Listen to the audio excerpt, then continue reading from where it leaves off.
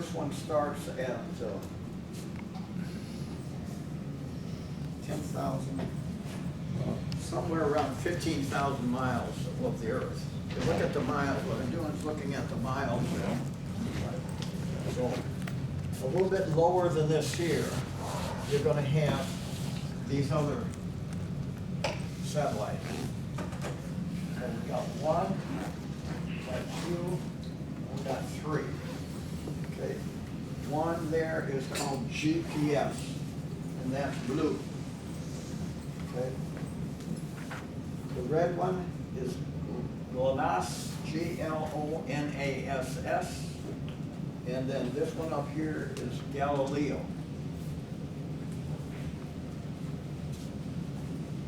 Now, if you take this chart that you can't read very well, I apologize that the best I could do is when I took it off of the internet. GPS there tells you that you can't read. It's United States. GPS is USA. Okay. The next one, GLONASS, is Russia. USSR. Okay. And we'll skip the third one. The fourth one is Galileo. And Galileo is European Union. Now you can find this chart on Wikipedia if you want to look it up and be able to read it a little bit better. But anyway, these are the GPS systems right now, the major dominant ones in the world. One is owned by, there's another one owned by China, by the way, and that's kind of the one I skipped there, because I can't read it that well. BEIDOU.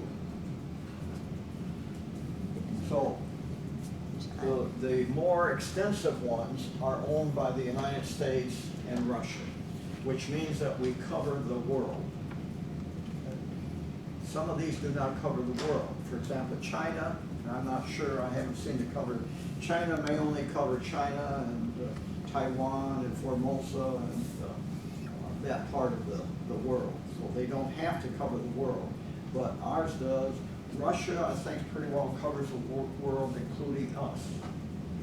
So when we get to drones and so on, we'll be really talking more about ours and the Russian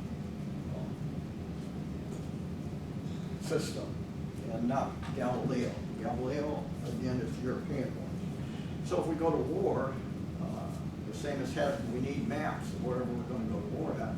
We're going to have to be able to tap into those satellites. So our drones in the United States, right now, the more expensive drones can tap into the USA one and the Russian one. So, okay, any questions so far?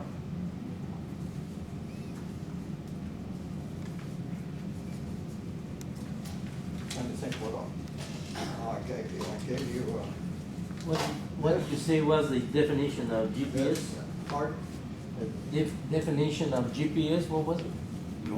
Global positioning satellite. Oh, global positioning. Global positioning, which means where am I in this big wide world right now? Globally. You're going to position yourself on that globe. You're going to do it by using a satellite. So, any major problems with any of that? No. So Russia has the same I had another capabilities we chart, do. but I must not have copied it. What? Might even be better.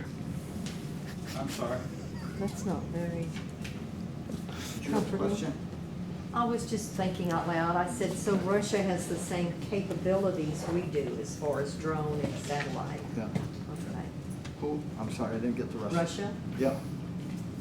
Recently, if you go on Wikipedia, it'll have a timeline on all these, starting back when they started, 1980, whatever, and so on. It'll have the number of satellites up there and the future for the next 2 decades, how much are intended to be put up and in use.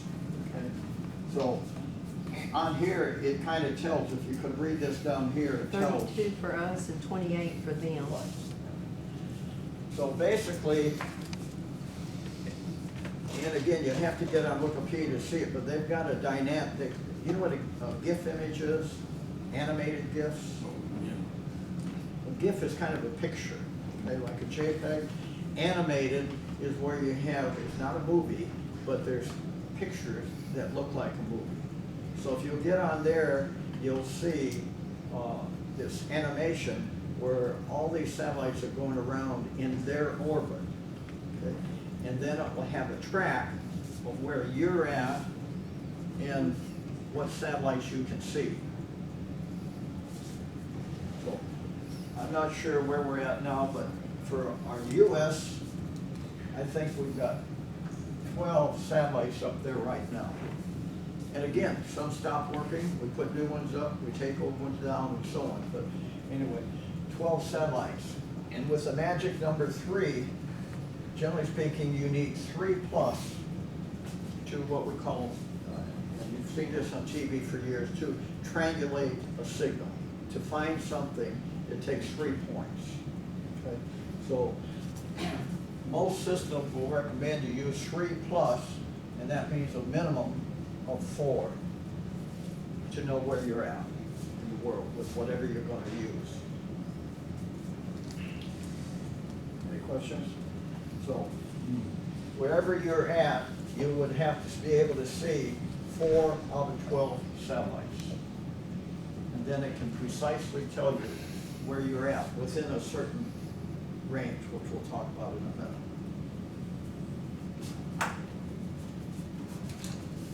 And I just gave you this to play with. Anybody wants to start thinking about this a little bit more in depth? Restricted air. This is an aviation map. Altitude. So a lot of people don't realize that, you know, the sky is divided into ownerships.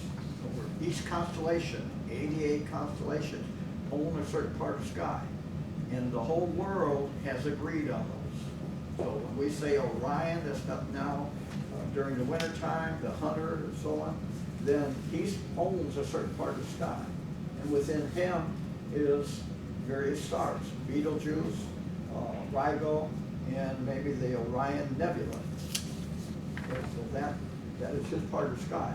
So no matter where you go, if you're going to fly in the sky, you have to have something that tells you where you can go. Obviously, if you have 2 airplanes, like on home, I'm tracking airplanes with a system called FlightAware. And when I was at home, I watched 2 airplanes, that one's coming this way, one's coming this way, but very obvious they're going to cross. So those airplanes have to be at different altitude. So there are highways in the sky, and there are radio highways. They follow a beam. So you just can't fly anywhere you want. This is what the drone people have to start learning, that if they're going to get into a heavy-duty drone, you just can't fly anywhere you want. This is why the FAA is making regulations. Amazon, all these companies are trying to figure out exactly what's going on. So anyway, you can look at the map there and see how complicated the sky is. There's a legend for it. So if there's a tower, and most of you probably been watching the newspaper, one of our helicopters went down. About 5 or 6 years ago, one of them went down with a general in it, and so on. So they can't get telephone wires, they can't get a radio tower, so they've got to know where everything is. And they do have to know this kind of mathematics. In other words, obviously, Denver, Colorado, at a mile high, 400 feet above Denver is a lot different than in Houston, 400 feet above Houston airspace. So you might have to start learning and using what they call the mean sea level. What is the sea level for us here? And that's what these maps will tell you. If you look at it, learn how to read it, they'll tell you what is the elevation, the Killeen Airport, what is the elevation of Fort Hood Airport, and then what is the mean sea level or the sea level elevation, which will be different than your altimeter. If you're flying and it says you're 1,000 feet up, well, if that's 1,000 feet up on a mountain or 1,000 feet at sea level. So this is where computers kick in. They just do all this in split seconds, so. Okay. Any questions? Yeah, but at 400 feet in Houston, Pardon? if you was flying across Houston at 400 feet, you may encounter a building. Well, you're right. The Humble. And that's the Humble problem with these building, drones. yeah. The drone people now, I'm saying, some of these people are very, very dedicated, and they're using drones to inspect the roofs of buildings. Right. They're using drones to find people who are lost in a mountain and so on. So, and that's why, to some extent, a drone is considered an airplane. You're going to be under the FAA rules, and you might have to have a pilot's license to fly some of them. The bigger they get, the more it becomes an airplane. Like the military ones, the drones out there, they're airplanes. The only difference is you sit here, you don't sit in the cockpit. So, anyway.